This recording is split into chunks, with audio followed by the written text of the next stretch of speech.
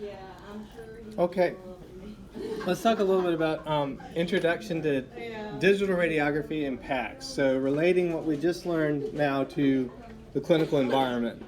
And one thing that I'll give you a heads up on, I am going to be kind of tracking along with the textbook pretty closely, but I won't be able to tell you exact page numbers. I'll need to rely on y'all to tell me page numbers because right now I have an electronic version of the textbook and I'm capturing on the computer while I'm lecturing.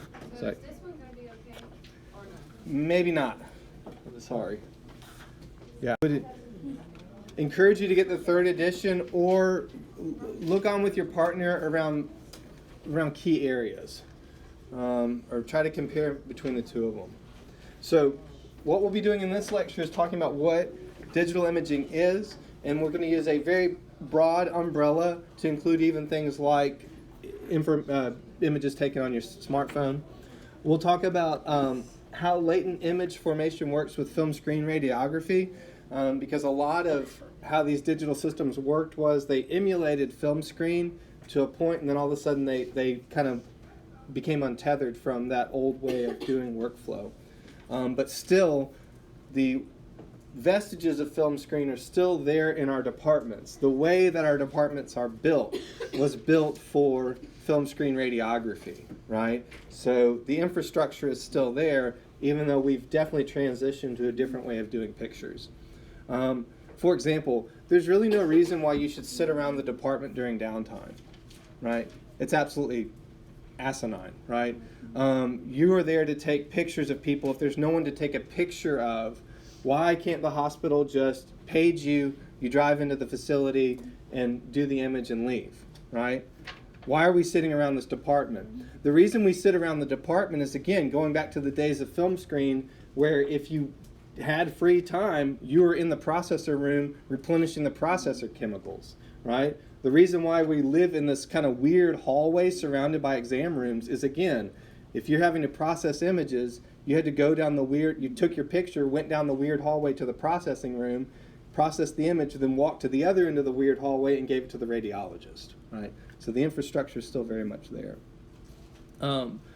But I would encourage you to start think outside that box, right? Because the way forward is going to be outside of that old infrastructure. So the new way of thinking about things has more to do with how processing occurs in a digital format. So things like this thin film transistor array, charge coupled devices, and digital imaging systems. We'll talk a little bit more about PACS, and finally we'll define DICOM. Here's the key terms that will be helpful for us to at least be able to define after this lecture and after the reading of this chapter 1 in the textbook. So let's talk about conventional radiography.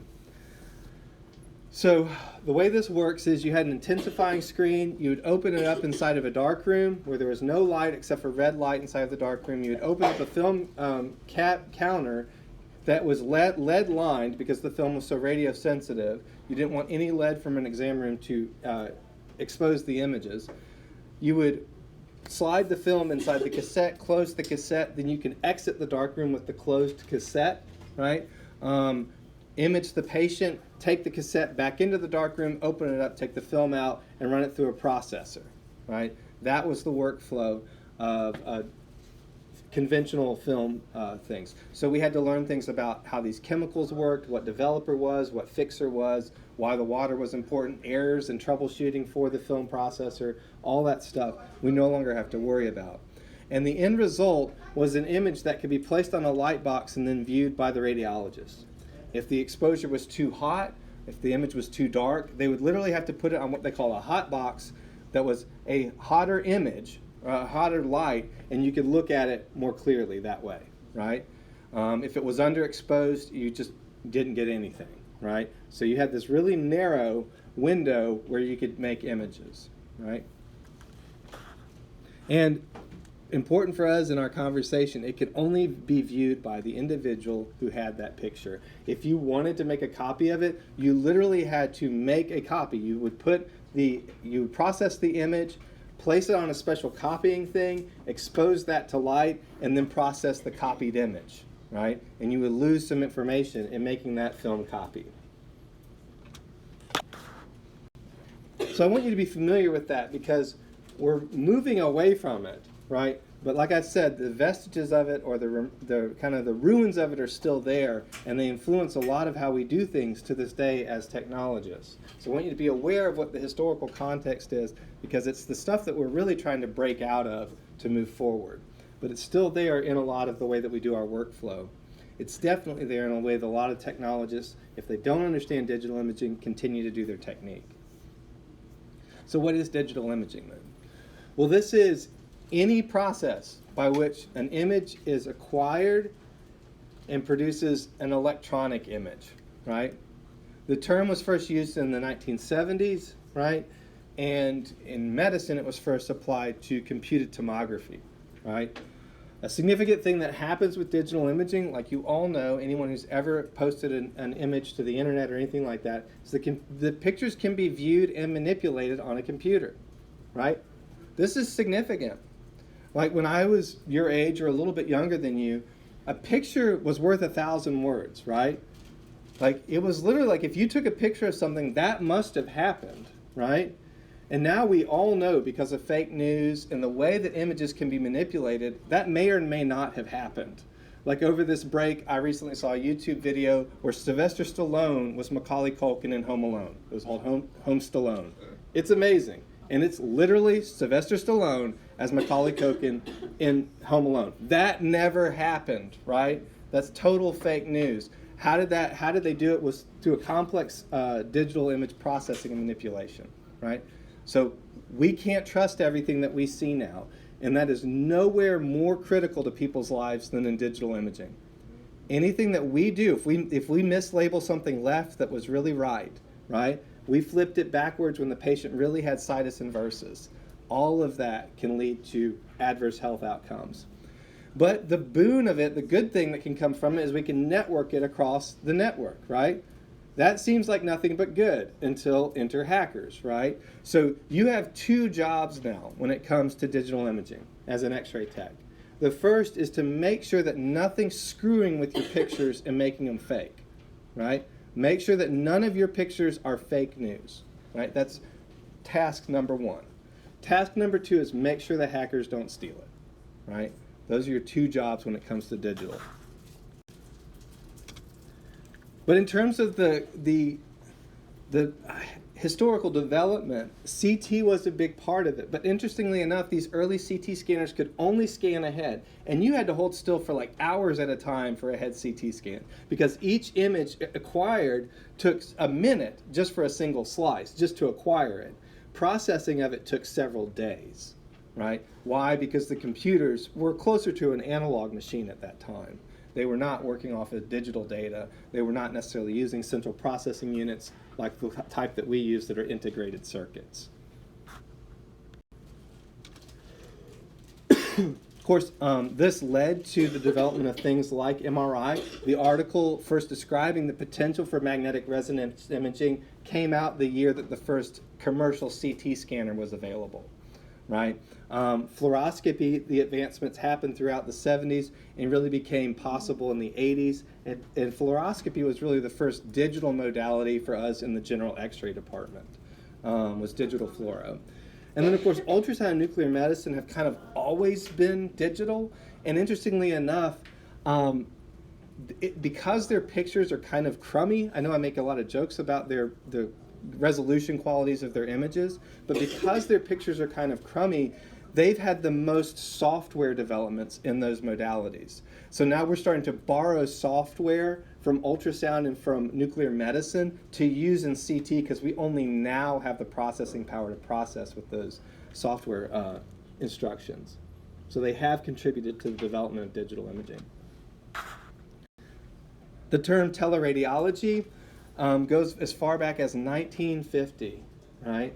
And the early PACS systems in 1980s, VA hospital in Baltimore used the PACS to provide radiologist interpretations of images that were taken on a battlefield. So that was a significant kind of breakthrough. And these breakthroughs were significant. There were a lot of people who doubted this would ever happen, right? So for anyone who lived through the 1980s in medicine, it was a significant time where there were questions like, well, if we transmit these things over the phone lines, How come the commies couldn't steal it, right? There were still communists that could steal things back then. How come, like, maybe computers will just take over our lives? These were legitimate concerns that people had. In all honesty, some of them are still worth asking, right? So I want us to be aware of the people who actually fought against this, because the major feeling of the time was all this stuff is bad, right? Teleradiology, bad. PACS, bad. Don't do that. Digital radiography, don't ever do it, right? That was the overall consensus, right? So think about the attitudes that predominate now. What are people saying is bad, right? What are people saying, oh, we should never do that as X-ray technologists? Some of that stuff may be true, but some of that stuff is really the stuff worth challenging. So let's talk about digital radiography in some broad strokes, and what are the things we're talking about. The first we should define, in the past I've called it CR. This textbook now refers to it as PSP. That sounds too much like PlayStation for me. So photostimulable phosphor plate, right?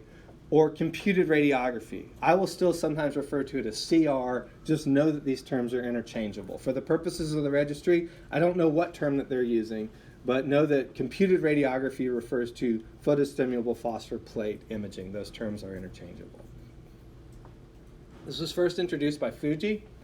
It had very slow acceptance. So again, everyone hated it, right? Except for a select few saw the promise in it. Installations started to increase in the 1990s. And as of now, it's pretty much obsolete. So we're going to talk about it because it's still out there in our hospitals, right? But for the most part, Medicare has said reimbursements are going to be decreased significantly last year. And I think, again, in 2021, reimbursements will drop again. So that's going to drive industry away from this technology. But the basics is this works very similar to conventional film screen radiography. You took the picture, you took the cassette to a developer, the developer develops the picture, and then you go back and take another picture, right? So in terms of workflow, people were very comfortable with this, right? Because it feels similar to working in the land of film. You could use existing radiographic equipment, so you didn't need to update an entire room. You could still use the old tube, the old table, the same old Bucky, and still get a picture just now with this computed radiography cassette.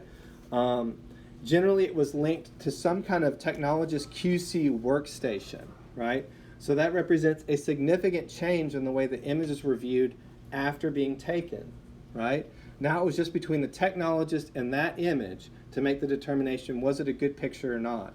There was none of this hanging it on a department light board for all the technologists to look at and say, hey, that's a really crappy picture that you took. Maybe you should go repeat that. Right? Now you could just manipulate it yourself, change the contrast levels, crop out that area that you didn't collimate to, right? All of those things started to creep in. The way that it works is off of a storage phosphor plate. So it has crystals that pick up the x-rays, and when a laser scans over them, it's read out. I'm not really telling y'all anything you don't know right now, but I just want us to just be familiar with these terms. Versus a flat panel detector, so this could be any of array of what we would call digital radiography, right? So sometimes the term DR gets used. The textbook, I think, uses FPD for this. But in this case, what you have is an X-ray absorber that communicates it to a thin film transistor array. It can also use a CMOS, which is I think, complex metal oxide something, or a CCD, charge couple device. For the most part, CMOS has gone away. I've only seen one CMOS machine in the whole time that I've been an X-ray tech. So this requires retrofitting of the room. We have to remove the old equipment and install new equipment to make the transition to flat panel detectors, which is one of the reasons why people didn't immediately jump over to this technology, even though this one is more efficient and can provide the potential for lower patient dose. There's two different types of flat panel detectors, indirect capture and direct capture. In the case of indirect capture, we have the X-ray striking some kind of scintillating screen. The light's collected, and then processed by the computer. Versus a direct capture device, the X-rays strike some kind of photoconductor. They're turned into an electrical signal by amorphous selenium, which is a semiconducting material, so it moves electrons back and forth over the thin film transistor array, and then it can be converted to digital.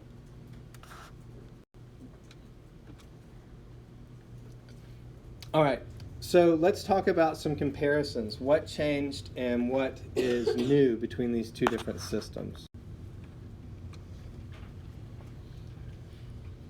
So, like I've mentioned, the film screen and the PSP both use traditional X-ray room. The flat panel stuff requires new equipment. In terms of efficiency, conventional film screen and PSP are about the same. The flat panel is much more efficient, and the images are available much more readily. You take the exposure and it pops up on the monitor pretty quickly.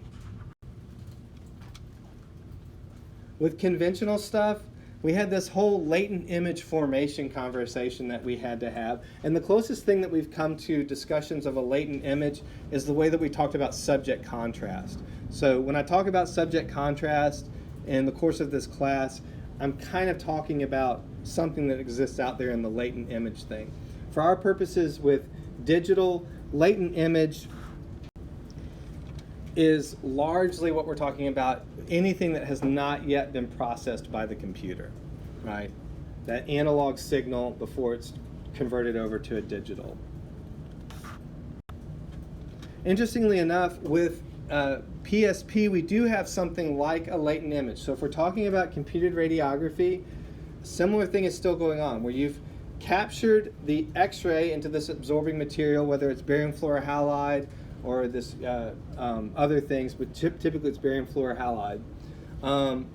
You then scan it with the laser in order to release the latent image. So it's similar to film in that regard. The developer is no longer it's not a chemical developer, it's using a laser for it to stimulate it to emit light. With flat panel detectors, you're really not talking about a latent image. It's this way of thinking kind of goes away completely. We've just got these two different acquisition processes, whether it's indirect or direct, but we'd be really splitting hairs to figure out where latent image is in this machine.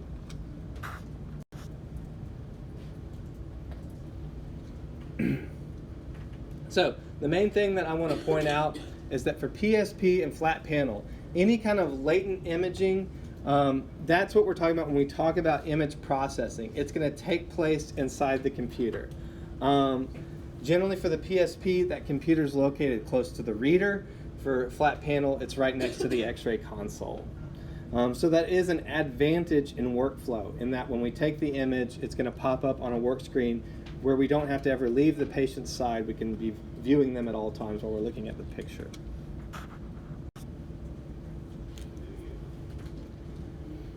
All right, in terms of exposure response and imaging characteristics, when it comes to film screen, we kind of had a huge advantage and a disadvantage.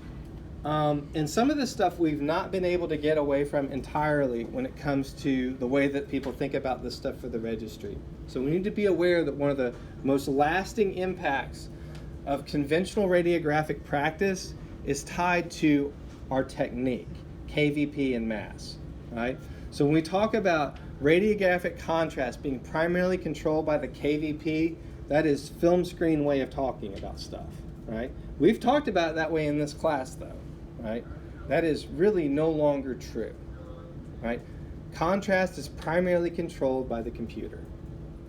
And the proof of that is that you can window and level the images all day long and change the contrast, right? You can change the brightness. Optical density for a film screen system was primarily controlled by the mass, right? So if you didn't have sufficient mass, you would have a white image. If you had too much mass, you would have an image that's burned out and black, right? It was controlled by the mass. Now we can change the brightness levels again with the computer, right? Where this is going to still be important is for us talking about what's actually there in the latent image as it exits the patient's body.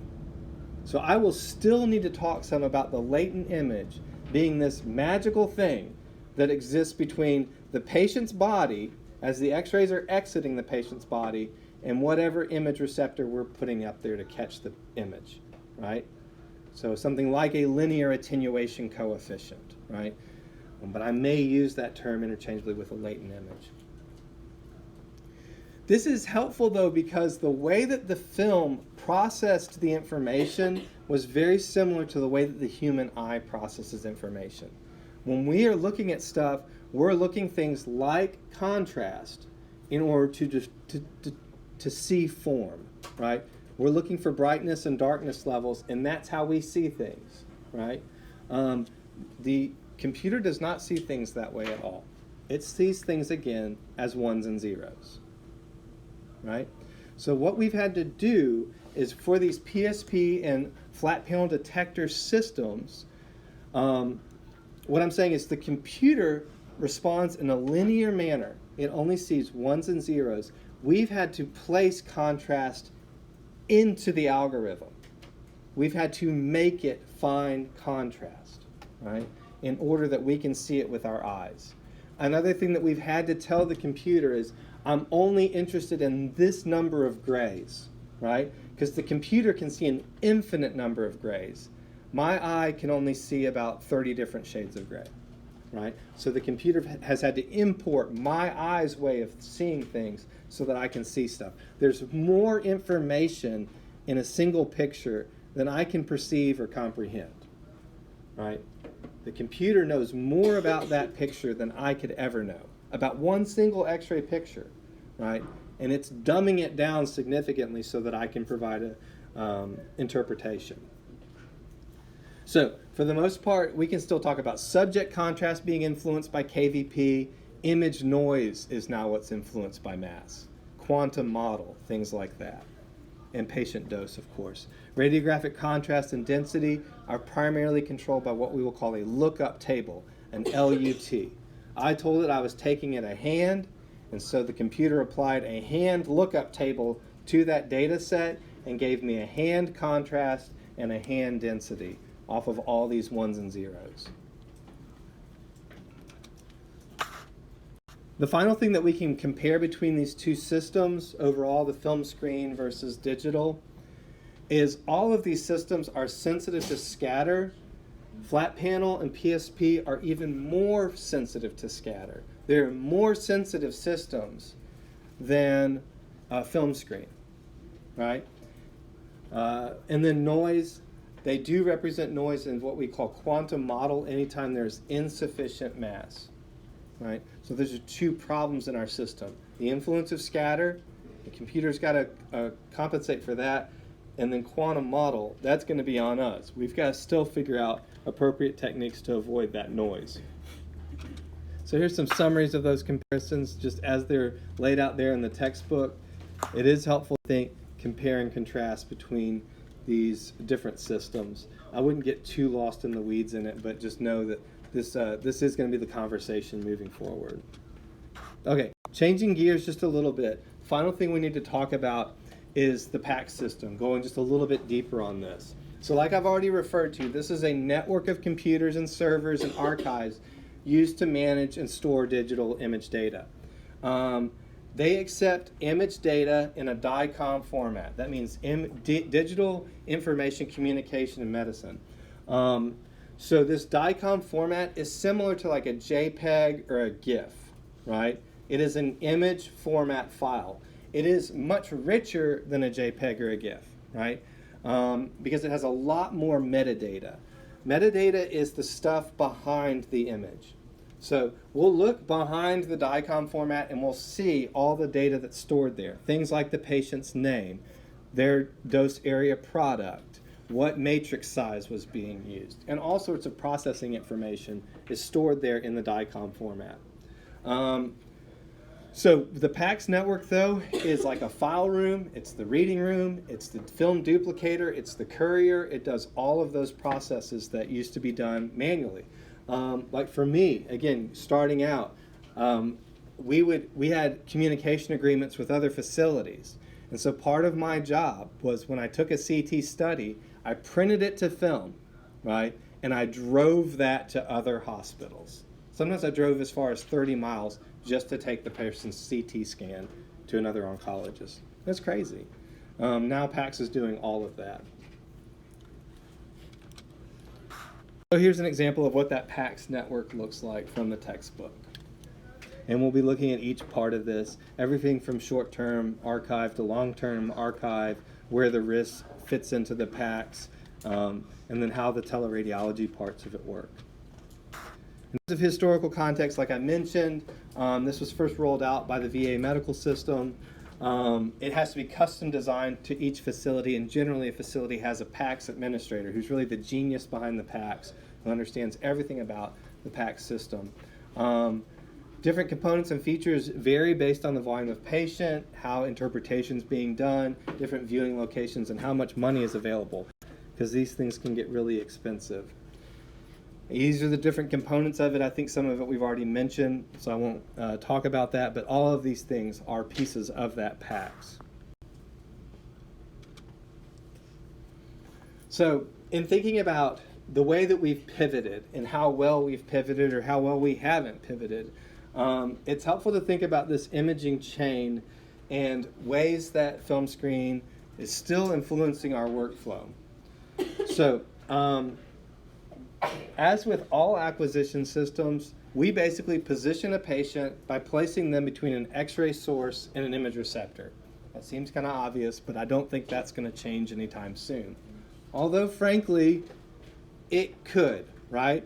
So when I was in Massachusetts this last spring, I was talking to a guy who is an X-ray tech who works for a software developer. He said, we now have a machine. It's an artificial intelligence X-ray technologist. You can basically set this machine up in anywhere, in a shopping mall, and the patient could come up, type in they want a PA chest X-ray, and the machine would do the rest. It would have a video that shows the patient how they should position their chest against the wall bucky. It would make the exposure. It would give them the breathing instructions. It would do everything, right? So if we're not aware, we could have our jobs taken from us, is what I'm saying. So be aware of, like when I hear that kind of thing, I don't think, oh, woe is me, poor X-ray tech. I think there's no way that this thing can still do a PA chest X-ray on a kyphotic patient in a wheelchair, right? There still is going to have to be some human engineering in those types of situations. Could it do it on a walkie-talkie patient who's, cognitively aware and knows who the president is or whatever? Yeah, maybe. Even some of those patients, I would wonder, like the ones you say turn to the right and they turn to the left, right? But be aware that your commitment to patient care is going to be a saving grace for us as a profession, right? Selecting appropriate technique and geometrical factors. This is a significant one. The computer might be better at this than us, right? We're already using things like automatic exposure control in almost all modalities, not in just general radiography, but in CT as well. Why? Because the computer knows exposure, it can respond to it more quickly. Things like lowering technical factors, we're going to be looking at that a lot over the course of this trimester, because what we could be using digital to do is reduce patient dose. But what we've managed to do instead, and oftentimes, is increase patient dose. And we can increase it boundlessly. Like, for example, I went over in this film lab here, and I don't know if I ever showed you all these pictures. If not, I will. I took a hand X-ray on the film system when we still had film, and it was very easy to burn out a hand X-ray. I tried to burn out a hand X-ray using the digital system, using the CR plates, and I couldn't, right? I could X-ray the patient 10 times over, and it would still give me a picture, right? That's a problem. Film was expensive, right? We no longer have to worry about the cost of film, so that's some good news. But one of the things that is problematic with digital is there's all these different digital systems, and a lot of them are not very compatible with each other. So a lot of hospitals wind up having one room in the ER, another room in the department. Why? Because they can't afford to have all the same kind of equipment everywhere.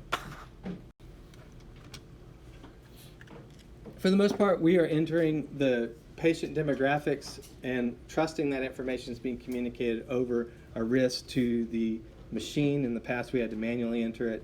And we are trusting our technologists to mark images digitally, right? So that's significant as well. All right. Summary. We've talked about digital imaging, that this is a process that results in an electronic image that can be viewed and manipulated on a computer and sent via a computer to all sorts of things. We've talked about PSP systems and their similarity in workflow to film screen. We've talked about flat panel detectors and how they can break down into direct and indirect capture. And then finally, we've talked about PACS and DICOM, right? And sometimes we can use the multiple term PACSes, right? That's how I would spell it. I won't be talking a lot about PACSes in this class, but our PACS oftentimes is different from the PACS used in radiation oncology. So when we communicate our information from a CT over to the radiation oncology department, they may be using a slightly different PACS. All right, thank y'all.